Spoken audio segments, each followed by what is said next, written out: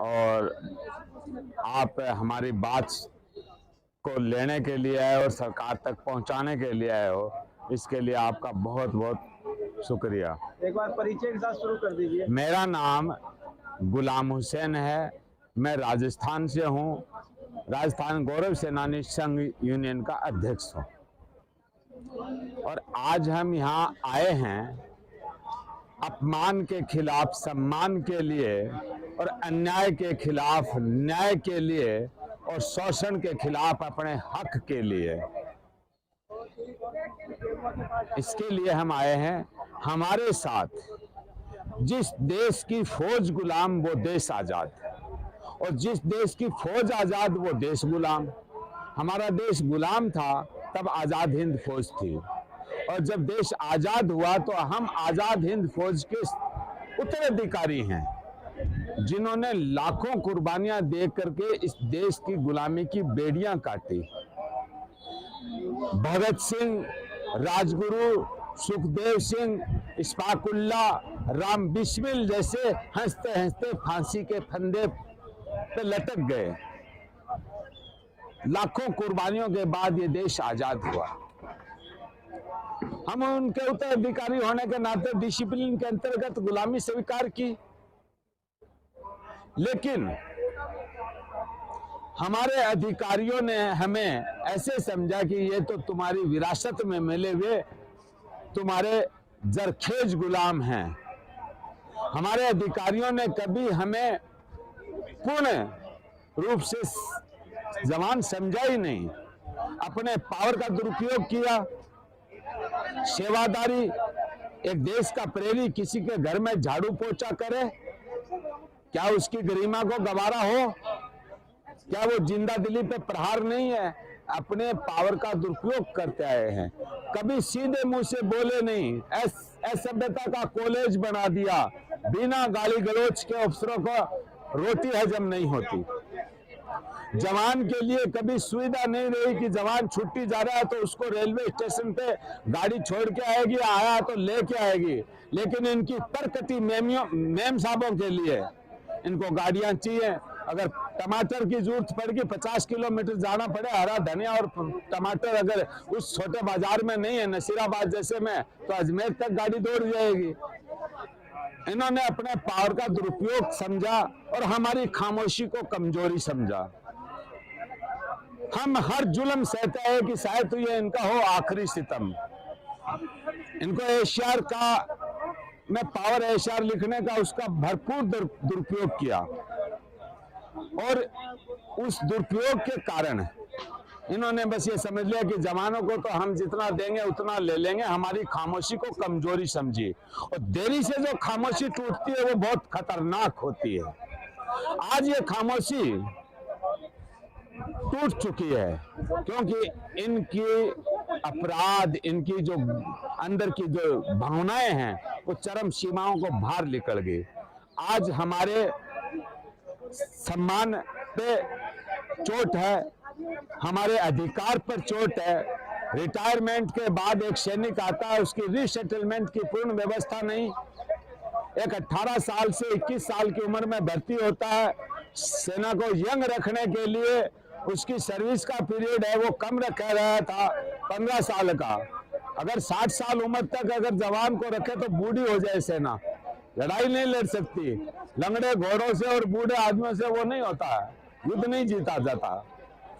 और भी कहते हैं कि अनपढ़ सैनिकों ने 62 की लड़ाई जीती है, 65 की लड़ाई जीती है, 71 की लड़ाई जीती है। एजुकेशन तो 80 में आया है।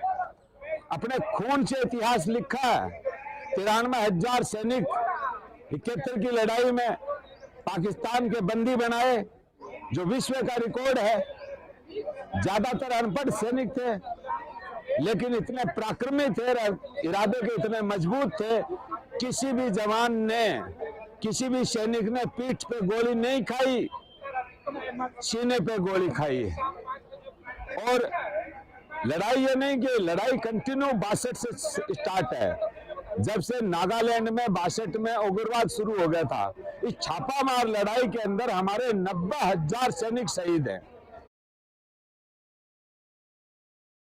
इस मार्केट में कुछ भी ढूंढने के लिए भटकना नहीं पड़ता। Fundamental analysis, live market updates, advance chart, intraday trading के लिए इस छापामार लड़ाई के अंदर हमारे 90,000 सैनिक शहीद हैं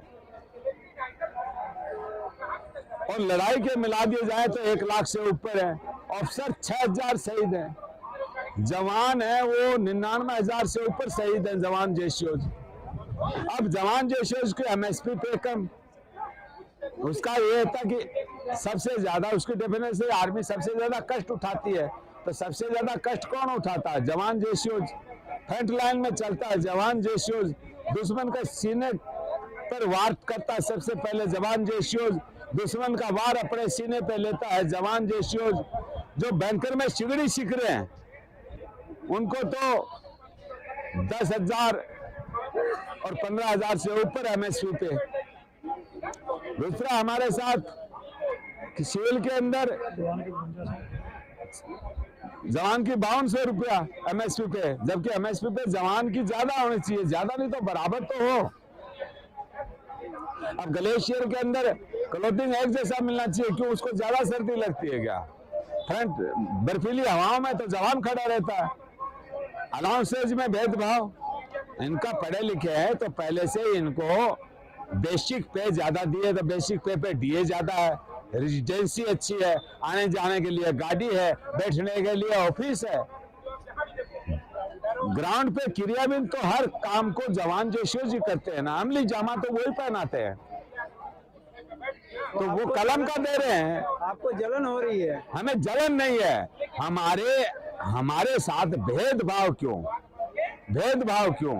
हमारा हक तो हमें मिलना चाहिए ना। हमारा एतराज ये नहीं है कि हमारा बेसिक कम है, उनका ज्यादा, ठीक है उनका ज्यादा हमारा कम है, और देश का खजाना भी है ना, उतने आदमियों को नहीं, लेकिन एक को तो इतना ज्यादा दिया जा रहा है कि टंकी से पानी बाहर आ रहा है। अब शहीद की शहादत को अलग अलग पलड़ों में तोलोगे क्या? एक जवान की ओर जवान शहीद हो गया, एक जेसीओ शहीद हो गया, एक अफसर शहीद हो गया, दोनों ने स्वाग खोया है। एक शहीद जब होता है और शहीद की अर्थी घर पे आती है तो मेहंदी वाले हाथों से जब मंगलसूत्र उतारती है और उस टाइम उसके आंखों में जो 2 बूंद होती है आंसुओं की, वो 7 समुद्र से भी भारी होती है। उस माँ से पूछो कि उसके कलेजे के अंदर कितना दर्द है, उस औरत से पूछो कि उसकी जिम्मेवारियां सारी आएगी, उसको कितना दर्द है। क्या अफसर की वो है, एक 100 पावर का बल्ब है, एक 500 पावर का बल्ब है, दोनों बल्ब फ्यूज हो गए तो उस डंठल की कीमत क्या लगाओगे? अलग अलग है क्या? 500 पावर वाला बल्ब फ्यूज होगा तो उस डंठल का आपको ज्यादा मिलेगा क्या? तो शहीद की शहादत को तो एक पलड़े में तोलना चाहिए ना। परमवीर चक्र है उसका वेटेज एक है, वीर चक्र है उसका वेटेज एक है, अब उसको तो लाखों में मिलती है और एक वीरांगना को 13,000 रुपया, क्यों? उसको 2 लाख से भी ऊपर।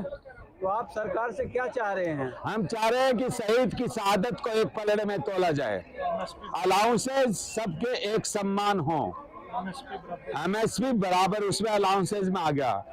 और प्रीमेच्योर की क्या है, जो 15 साल का टाइम स्केल प्रमोशन सबका होना चाहिए। ऑफिसर का 5 साल 13 साल में 5 प्रमोशन है, 13 साल में कर्नल बनता है, चाहे वो कितना क्वालिफाइड है नहीं है, 13 साल होते होंगे। तो साहब आज जवान भी पढ़े लिखे अफसरों से ज्यादा पढ़े लिखे मिल जाएंगे।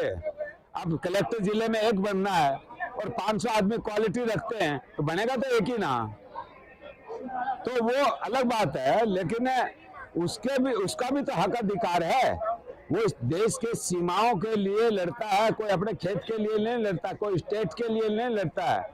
एक किसान का बेटा खाकी वर्दी में और एक ग्रीन वर्दी में, खाकी वर्दी में वो देश के नागरिकों की सुरक्षा के लिए खड़े हैं और उनपे भी वार हो जाते हैं। अगर खाकी वर्दी का जो दूसरे बेटे का हिसाब लगाए तो 50,000 से ऊपर हर स्टेट का अगर अकाउंटिंग करेंगे तो 50,000 से ऊपर मिल जाएंगे। आज हमारे देश के नागरिक हमारे ऊपर क्योंकि जातिवाद, धर्मवाद, कई प्रकार के फंडे चला करके और इस कर दिया, सरकार की व्यवस्था सही नहीं है। लोकतंत्र की स्थापना इसलिए कही गई थी, प्रतिनिधि चुने हुए प्रतिनिधियों को, इसलिए कि ये जनता की सेवा करे, लेकिन ये अपनी पेट पूजा कर रहे हैं। इनको तो 5 साल में पेंशन चाहिए, एक बार विधायक बन गया, सांसद बन गया, पेंशन चाहिए, और 60 साल वाले की पेंशन नहीं होगी। दूसरा, हमारी विरागना, एक जवान 35 साल की उम्र में, 36 साल की उम्र में पेंशन आ गया और 40 साल की उम्र में एक्सपायर हो गया, तो उसकी 30% पेंशन कट जाती है। एक तो आदमी चला गया और वो बच्चों की जिम्मेवारी उस पर आ जाती है। तो सैनिकों की, विधवाओं को ता जिंदगी पूरी पेंशन मिलनी चाहिए। ये कहते हैं सम्मान करते हैं सैनिकों का, सैनिकों का अगर सम्मान करते हैं तो मैं कहना चाहता हूं कि विधवाओं को पूरी जिंदगी पेंशन मिलनी चाहिए। सिविल के अंदर 60 साल से पहले सर्विस के दौरान अगर एक्सपायर हो गया तो एक उत्तराधिकारी के तौर पे एक आदमी को सर्विस मिलती है, सेना में वो भी नहीं है और उसकी पेंशन भी मिलती है, तो फैमिली को उसको पूरी पेंशन मिलनी चाहिए। बहुत अन्याय है। अब बहुत सिविल के अंदर 10, 20, 30, स्टेट गवर्नमेंट में 9, 18, 27 एक कर्मचारी 4th ग्रेड का है या 3rd ग्रेड का है, वो पेंशन है। एक टीचर 3rd ग्रेड का, लेक्चरर की पेंशन आता है। और हमारे एक 4th ग्रेड का कर्मचारी केंद्र का, उसकी 24,000 रुपये पेंशन है बेसिक। और हमारे सेना के जवान की अब तक 18 है, अब 21,000 है। उस 4th ग्रेड के कर्मचारी से भी कम है। नर बलि देने वालों की, अपने जिस्म की शहादत देने वालों की, अपने अंग निछावर करने वालों की, तो कैसी विडंबना है। लोकतंत्र के अंदर हमारा हिस्सा नहीं है, क्योंकि हमारा अगर 5% आरक्षण होता जवान जैसे उसका, तो हमारा प्रतिनिधि जाता और वो हमारे जवानों के दर्द को रखता वहां पर है। हमारे लिए कोई बोलने वाला माई का लाल पैदा नहीं हुआ कि ढंग से अपनी बात रखते। ओए, 2 कप हॉट कॉफी ला जल्दी। मैं वेटर नहीं हूँ। अच्छा, ये डाउन मार्केट कपड़े पहने हुए तू वेटर नहीं तो क्या? पैदा नहीं हुआ कि ढंग से अपनी बात रखते। ना पक्ष में है ना विपक्ष में है। ऐसे लोकतंत्र को चाहते, जो लोकतंत्र के नाम पर, शासन के नाम पे देश की संपत्ति को बेच रहे हैं और सेना को भी प्राइवेटाइजेशन कर रहे हैं, उसको भी कॉन्ट्रैक्ट सिस्टम में ले आए। 4 साल में सैनिक बनता है क्या? आज 4 साल में 30,000 के अंदर उसको 21,000 रुपए मिलेंगे और वो 30,000 के अंदर मतलब वो सैनिक वो शहादत दे। 12 लाख रुपए उनका रिटायरमेंट में तो मिलेगा। अरे साहब, उसका 10,000 काटेंगे, 9,000 रुपया उसका महीने काटेंगे, उसका 9,000 रुपया 4 साल में वो इकट्ठा हुआ वो, और उसका वो डबल तो करके देंगे। कौन सा दे दिया, उसका ऊपर इंटरेस्ट भी तो बन जाता है, उससे कमाए। ये हिसाब 12,000 क्या बिना काटे ले रहे क्या? बिना 9,000 रुपए काट रहे हैं ना, बिना काटे दे रहे हैं क्या? बोले 11,000 में वो बिजनेस कर लेगा। 11,000 में एक नुक्कड़ पे दुकान नहीं मिलती। 11 लाख सर, 11 लाख, हाँ 11 लाख में दुकान नहीं। आप एक दिल्ली में लो, पता कर लो, यहाँ एक दुकान नुक्कड़ पे एक पान की पनवाड़ी दुकान लगाता है, उतनी दुकान आप खरीद के बता दो 11 लाख में। एक सवाल है आपसे जी, कि जो बंदा 4 साल अग्निवीर में जा करके बंदूकें चलाएगा बॉर्डर पे, वो क्या 4 साल के बाद रिटायरमेंट होकर के दुकान पे पान बेचेगा या पकोड़े तलेगा? अरे साहब, काम कर पाएगा? वो ना किसी भी हिसाब में नहीं रहेगा, ना तो घर का रहेगा ना बाहर का रहेगा। और वो अपने उसके अंदर इनकी चमचागिरी में कि मेरा 25% में नंबर आ जाए, वो जो 21 लाख रुपए उसके तनख्वाह के ना 2 लाख अकाउंट में पड़े, 2,000 अकाउंट में रहेंगे। 21,000 रुपए में से रहे 19 में से 9,000 रुपए वो खर्च कर देगा वहाँ खुद पे और चमचागिरी में। 10,000 बचे, उस 10,000 की भी खों खिनाऊ कोई उससे ज्यादा भी खर्च कर देगा, तो बचेगा उसके पास कुछ नहीं है। वो खाली डंठल बन के आएगा और वो उससे न ये इसका रोजगार नहीं कर सकते। इनको दिक्कत क्या, देश में आबादी कम है क्या? अगर इनको 5 साल की 4 साल की करनी है तो ये क्यों नहीं कर देते? ये सेना तो रह ही रहेगी। इसके अलावा जो भी सरकारी जॉब पाएगा, सरकारी जॉब अटेंड करने से पहले वो 4 साल सेवा देगा सेना में और पुलिस में, चाहे पुलिस में दे चाहे सेना में दे, तो उसे एहसास हो जाए कि पुलिस में क्या तकलीफ है और सेना में क्या तकलीफ है। केंद्र सरकार का ये भी कहना है कि और नेताओं की भी होनी चाहिए फौज में। अगर नेता वही चुनाव लड़े जिसकी 5 साल 4 साल पुलिस या उसमें फौज में नौकरी करी है, इनके ऊपर क्यों नहीं होती, ताकि इनके समझ में आ जाए कि असलियत क्या है। तो 2014 का जो इलेक्शन हुआ था जी। उसके बाद में हाँ। तो जो पुलवामा अटैक का हवाला दे करके मोदी जी अरे साहब जीता था ना उन्होंने। पुलवामा अटैक का आप हमसे मत बुलवाओ, क्या जमीनी हकीकत है क्या नहीं है वो आप मीडिया पे सब चल रहा है। सेना के शहादत के ऊपर, ऐसे तो इंदिरा गांधी के टाइम में 71 की लड़ाई में 93,000 सैनिक वो बंदी बनाए, बांग्लादेश को अलग किया, ये तो सेना का अपना वो पराक्रम है। और लेकिन इस शहादत को बुना करके ये तो अलग फंडामेंटल किया। आज देश की संपत्ति को बेच रहे हैं ना, तेल बेच दिया, रेल बेच दिया, सब कुछ तो बेच रहे हैं। अब सेना की जो जमीन है उसके और रेलवे की जमीन को भी बेचने की तैयारियां चल रही है। तो आजाद भारत में गुलाम नागरिक बनाए जा रहे हैं। मोदी जी का ये कहना है कि हम बेच नहीं रहे हैं, हाँ। हम देश को बढ़ा रहे हैं। किसको बढ़ा रहे हैं? बेरोजगारी को दूर कर रहे नहीं, हैं। बेरोजगारी इससे दूर होगी कि किसी को तो इतना ज्यादा दो कि उसके समाये नहीं रहे। और एक मजदूर की न्यूनतम मजदूरी क्या है साहब, आज महंगाई कहाँ जा रही है, मिर्च 500 रुपए किलो है, न्यूनतम मजदूरी क्या है 250 रुपया। क्यों है? हमें दुख उस मजदूर का भी है, वो भी हमारा ही भाई है। न्यूनतम से न्यूनतम आज एक मजदूर की मजदूरी 1000 रुपया होनी चाहिए। 35,000 से कम में किसी घर का संचालन नहीं होता। अरे कहते फ्री में, अरे फ्री में क्यों, आप इसको इतना दो ना कि वो स्वाभिमान की जिंदगी जी सके।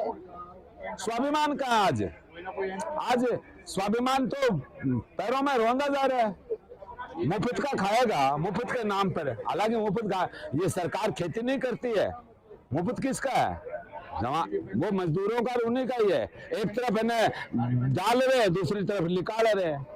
तो मजदूरों को तो 5-5 किलो अनाज फ्री मिल रहा है। क्यों दे रहे फ्री के नाम से? क्यों? आप उसको इतना दो ना, आप उसको उतना दो ना सरकार कि जिससे वो स्वाभिमान पूर्वक जिंदगी जी सके और अपनी खरीदारी कर सके। आप मुफ्त के नाम पर उसको 5 किलो कणक दे रहे हो, मजदूरी 250 रुपया, उसके 1000 रुपया मजदूरी क्यों नहीं करते? इन सड़कों पर जिस सड़क पे चलते हैं उसको किसने बनाया? उस मजदूर का खून और पसीना मिला हुआ होता है। इन गगन को चूमती इमारतें खड़ी करी है, किसने करी है? मजदूर ने। जिस भवन में वो बैठते किसने बनाया? मजदूर ने। जिस गलीचा है वो किसने बनाया? मजदूर ने। वो कुर्सी बनाई है किसने बनाई है? मजदूर ने। इतरारे, अमीरी तब तक इतराती है जब तक गरीबी उसे निहारती है। जब गरीबी निहारना बंद कर देती है ना तो अमीरी धराशायी हो जाती है। जिस दिन इस देश के नागरिक इस बात को समझ जाएंगे ना, उस दिन ये धराशायी हो जाएंगे। तो बनवाया तो सरकार ने ना, पैसा सरकार ने दिया ना बनवाने के लिए। अरे साहब, पैसा सरकार के जो वो मुर्गी है क्या अंडा देती है, पैसा टैक्स के द्वारा है, आम जनता का पैसा है, आम जनता का पैसा है। क्यों सरकार वो मशीन लगा रखी है, कट छाप लो, तो फिर ज्यादा छाप लो ना, बाहर क्यों जाते हैं? यहाँ का व्यापारी पैसा लेके गया है और यहाँ का मजदूर विदेशों में जाकर के पैसा लेके आया है, यहाँ जाने के खर्च किए और फिर वहां से विदेशी करेंसी यहाँ पे लेके आए। पंजाब, ऑस्ट्रेलिया, कनाडा रहते हैं, कितनी करेंसी आती है। और ये कोई अरब कंट्रियों में, इनमें कोई इटली में जाकर के मजदूर है, वो इस देश को लाके देता है। मजदूर किसी का नहीं खाता, अपना खाता है। सरकार से मैं ये कहना चाहता हूँ, कोई सरकार फ्री नहीं देती। इस बात को मजदूर समझ जाए कि वो अपना खाता है, मजदूर खिलाता है इनको। किसान और मजदूर खेती में काम करने वाले हैं और वो खिलाने वाले हैं, और किसानी के बेटे हैं जवान और मजदूर। आज केंद्र सरकार आर्मी के सेना जवान के लिए नए नए यूनिफॉर्म दे रहे हैं, जूते बनवा रहे हैं। अरे साहब, पहले क्यों नंगा घूमता था क्या? पहले वाले जूते का पहना, मजबूती से कर रहे हैं। अरे छोड़ो, बात ही है। हमें ये है, पहले वाले वो हमारे चमड़े के सोल वाले होते थे ना, उनमें इतनी जान होती थी, पत्थर के भी ठोकर मार के चलते थे। ये छोड़ो, ये तो पहले से था। ये सरकार को नया कर रही है क्या?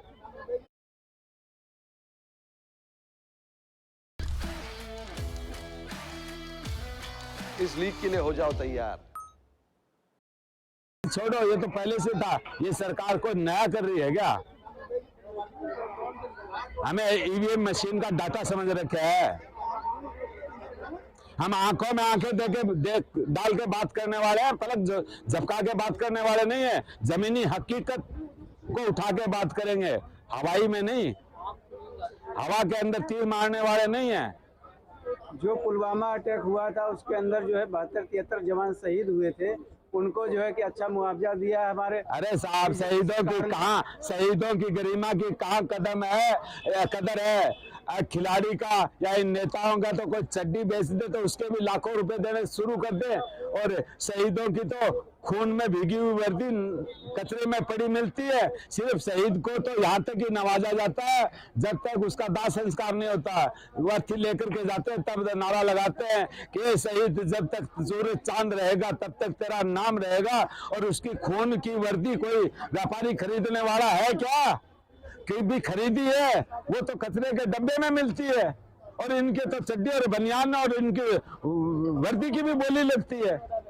इस बात को जिस दिन हम समझ जाएंगे उस दिन इन नेताओं की नेतागिरी धराशायी हो जाएगी। आखिर में एक सवाल और है कि आप केंद्र सरकार से क्या मांग रख रहे हैं अपनी? अगर मांग आपकी पूरी नहीं की गई तो अगला कदम आप लोगों का क्या रहेगा? साहब, केंद्र सरकार चाहे ये है चाहे पहले वाली है, हमारे लिए ये नहीं कि पहले वाली सरकार ने हमारे लिए बहुत अच्छा, उसके टाइम से ये शोषण चला आ रहा था और खून मुंह लग गया अफसरों के, और ये एक तरह से अफसर साहिबान और सरकार ने मिलकर के बगावत की। सेना में बगावत नहीं होती है, इन्होंने एक साइलेंट बगावत की, और इनकी यूनिटी है। हर 5-10% अच्छे अफसर भी हैं, वो भी खामोश हो जाते हैं। जैसे ये अपने तनख्वाह और वेतन भत्ते बढ़ा देते हैं ना, टेबल थपथपा के, कोई उसके लिए आयोग नहीं बैठता, हमारे लिए आयोग बैठता है, वैसे वो खामोश हो जाते हैं। इन्होंने एक तरह से बगावत की है। आज हम यहाँ बोल रहे हैं, बात कर रहे हैं, तो बोले तो भड़का रहे हैं। हमने नहीं भड़काया है, भड़काया है इन अफसरों ने, और भड़काया है सरकार ने।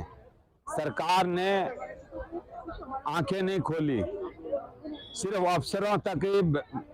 सरकार ने हर रैंक से, हर तबके से, जवानों से भी बात करनी, जेसीओ साहिबान से भी बात करनी थी, अफसर साहिबान से भी बात करनी चाहिए थी। जिस तरह से कैटेगरी है उस तरीके से कैटेगरी के हिसाब से बात करनी चाहिए थी, लेकिन सिर्फ अफसरों से बात कर ली, बोले ये दबा लेंगे।